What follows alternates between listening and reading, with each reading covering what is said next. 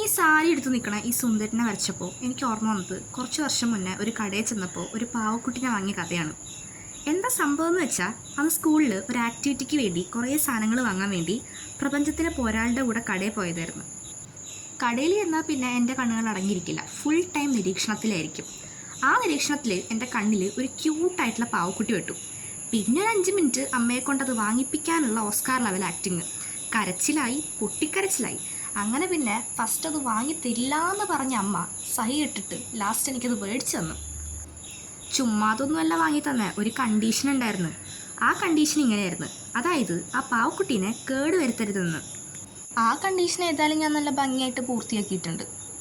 മേടിച്ച 3ൻ്റെ അന്ന് പാവക്കുട്ടിക്ക് ഭംഗി ഇത്തിരി കുറവാണെന്ന് പറഞ്ഞുകൊണ്ട് ഒരു ചെറിയ തുണിയുടെ കഷ്ണം എടുത്തിട്ട് സാരിയാക്കി അതിൻ്റെ മേലെ ചുറ്റിക്കൊടുത്തു.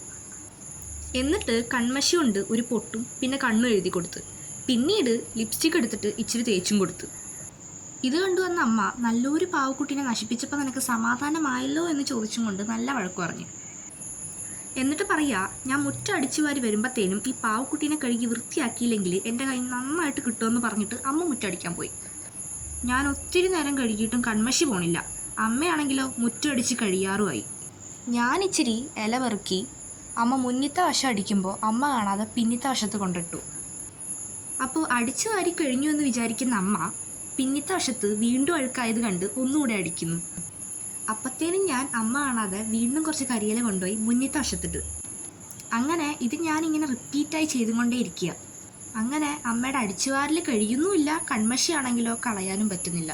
എന്തായാലും ഒരു അടിയിൽ നിന്ന് ഞാൻ കഴിച്ചിലായെന്ന്. പക്ഷേങ്കിലേ പറഞ്ഞിട്ട് കാര്യമില്ല. ഇന്നിപ്പോൾ ഈ സുന്ദരിനെ വരച്ചപ്പോൾ ആ കഥ ഓർമ്മ വന്ന ഞാൻ അമ്മയോട് ചെന്നിട്ട് ഒരു തമാശ പോലെ അമ്മ വൃത്തിയാക്കിയ മുറ്റത്ത് ഞാനാണെന്ന് കരിയില കൊണ്ടിട്ടേന്ന് പറഞ്ഞു. അപ്പം എന്തായി, അന്ന് കിട്ടാനുള്ള അടി മുഴുവൻ അമ്മ എനിക്ക് ഇന്ന് തന്നു. എനിക്ക് എന്തിൻ്റെ കേടായിരുന്നു.